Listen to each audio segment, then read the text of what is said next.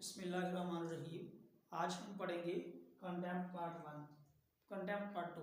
Contempt part one में हमने पढ़ा था पिछले लेक्चर में 175, 177, 178, 179 और 180 और इसके साथ था 2288 पीपीसी, जिसमें maximum punishment of the contempt वो थी 6 months और साथ 3000 रुपीज़ फाइन था।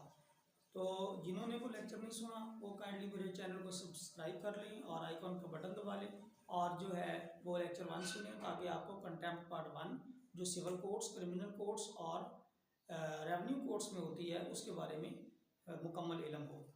उसके बारे में सिर्फ वहाँ कंटेम्प्ट पे सिर्फ दो इंग्रेडिएंट्स थे कि जो प्रिजाइडिंग ऑफिसर है वो अपनी चेयर पर सिटिंग हो और कोर्ट को इंसल्ट किया जाए या प्रिजाइडिंग ऑफिसर के ऑर्डर्स को या उसको इंटरप्ट किया जाए, तो उसमें वो सिर्फ इस सूरत में वो पनिश कर सकता था। उसके बारे में हमने सीआरपी का सेक्शन 480, 481, 482 में उसका प्रोसीजर पढ़ा था कि फिर उसको पनिश करने के प्रोसीजर क्या है। तो लेक्चर लंबा करने से बेहतर है कि आप पहले वाला लेक्चर सुने और अब दूसरे लेक्चर की तरफ हम आते हैं, कंटेम्प्ट पार्ट टू। ये कंटेम्प्ट जो है वो ऑनरेबल हाई कोर्ट और ऑनरेबल सुप्रीम कोर्ट में होती है कि ऑनरेबल हाई कोर्ट और ऑनरेबल सुप्रीम कोर्ट में कंटेम्प्ट क्या होती है और वो इसका एक्शन कैसे लेते हैं, कौन कौन की कंटेम्प्ट्स हैं जिनका वो जो एक्शन ले सकती है ऑनरेबल हाई कोर्ट और honourable supreme court. High court और सुप्रीम कोर्ट के लिए दोनों के लिए एक ही आर्टिकल है कॉन्स्टिट्यूशन का, वो आर्टिकल है 204। यहाँ पे वाज़ेह लिखा हुआ है कि कंटेम्प्ट के लिए हाई कोर्ट और सुप्रीम कोर्ट दोनों इसी एक आर्टिकल के तहत एक्शंस ले सकती हैं। यहाँ पे बताया गया है कंटेम्प्ट की अक़साम, कंटेम्प्ट की कितनी, how many kinds of contempt. इसको हम जब 204 को पढ़ेंगे तो इसके साथ हम मिला के पढ़ेंगे contempt of court ordinance 2003, contempt of court ordinance 2003।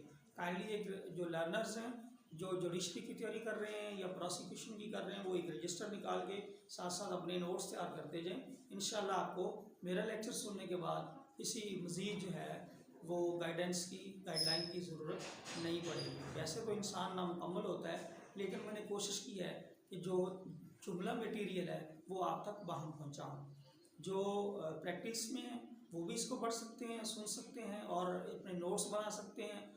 तो ये चीज़ें जो सिर्फ लॉयर्स नहीं बल्कि आम लोग जो हैं उनको भी ये ज़हन में होनी चाहिए, लॉ नोइंग होना चाहिए, लॉ नोइंग सिटीज़न होना चाहिए, ताकि लॉ के बारे में हम सब को खबर होगी तो हम तब ही जो है अपने मुल्क को सीधे रास्ते पर जो है वो रन कर सकते हैं। तो कंटेम्प्ट ऑफ कोर्ट ऑर्डिनेंस को 204 के साथ मिला के पढ़ेंगे। इसमें तीन जो है वो इसकी काइंड्स बताई गई हैं। पहली काइंड्स है क्रिमिनल कंटेम्प्ट, दूसरी है सिविल कंटेम्प्ट और तीसरी है जुडिशियल कंटेम्प्ट। मैं इन शॉर्ट बताऊंगा कि क्रिमिनल कंटेम्प्ट क्या होता है। वो होता है the administration of criminal justice in criminal remedies. Criminal remedies में जो कोर्ट प्रोवाइड करती है उसमें एब्स्ट्रक्शंस पैदा करना, ये भी कंटेम्प्ट के ज़ुमरे में आता है, इसको क्रिमिनल कंटेम्प्ट कहते हैं। और दूसरा सिविल कंटेम्प्ट, सिविल कंटेम्प्ट में है कि किसी ऑर्डर और जजमेंट को डिसरिकॉर्ड करना, उसकी रिकॉर्ड ना करना, ये आता है सिविल कंटेम्प्ट में। और तीसरा है जुडिशियल कंटेम्प्ट। जुडिशियल कंटेम्प्ट होती है कि कोर्ट को स्कैंडलाइज करना या फिर जो है वो जज को पर्सनलाइज करना, क्रिटिसाइज्ड ऑफ जज, उसको जो है मतलब ऑनरेबल कोर्ट जो प्रिजाइडिंग ऑफिसर होता है उसको आउट ऑफ कोर्ट या कोर्ट में क्रिटिसाइज करना, ये भी जुडिशियल कंटेम्प्ट में फॉल करता है। ये दोनों, एक तो scandalize plus personalize of critical of जज, तो ये दोनों चीज़ें जो हैं ये जुडिशियल कंटेम्प्ट में आती हैं। अब सवाल ये पैदा होता है कि क्या वो जो हमने पीपीसी में कंटेम्प्ट पढ़ी थी और जो अब हम कंटेम्प्ट पढ़ रहे हैं उनमें क्या फ़र्क है। उनमें डिफरेंस ये है कि वो कंटेम्प्ट सिर्फ उस वक्त एप्लीकेबल होती है जब प्रिजाइडिंग ऑफिसर अपनी चेयर पे हो, तो आप दो एक्ट आप करें। फर्स्ट जो है आप कोर्ट को इंटरप्ट करें और दूसरा जो है इंसल्ट करें। इन दोनों सूरतों में जो क्रिमिनल, सिविल और रेवेन्यू कोर्ट्स एक्शन ले सकती हैं अंडर कॉन्टेम्प्ट। इसके बाद जो है, अगर आप इन तीनों चीज़ों में कोई फाल बंदा करता है, एब्स्ट्रैक्ट ऑफ एडमिनिस्ट्रेटिव जस्टिस करता है, डिसरिगार्ड करता है, स्कैंडलाइट ऑफ जज करता है, इसमें प्रिजाइडिंग ऑफिसर का चेयर पर होना ज़रूरी नहीं है।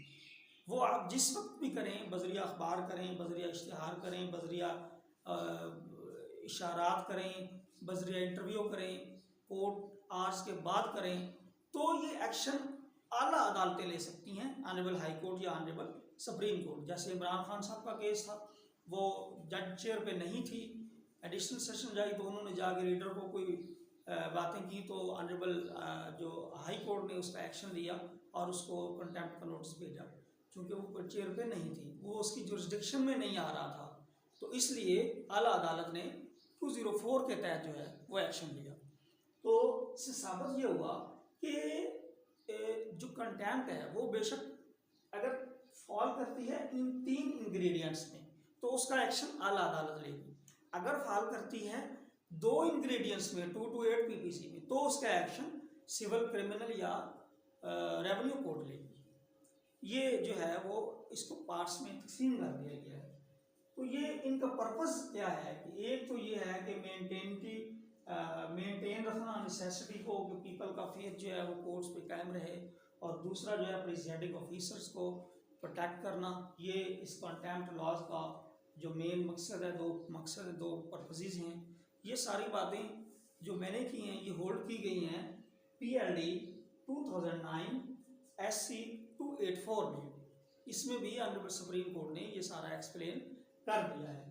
तो कोशिश की है कि आप तक जो है वो इन शॉर्ट और जामे जो है वो बातें पहुंचाऊं। तो इंशाल्लाह आप सुनेंगे तो मेरे किसी भी दरस में, किसी भी लेक्चर में कोई एक्स्ट्रा चीज़ या कोई ऐसी चीज़ जो आपका टाइम ज़ाया करे वो नहीं होगी। तो इंशाल्लाह मेरे लिए दुआ गो रहिएगा। हाज़िर होंगे आएगा नेक्स्ट लेक्चर के साथ। अल्लाह हाफिज़।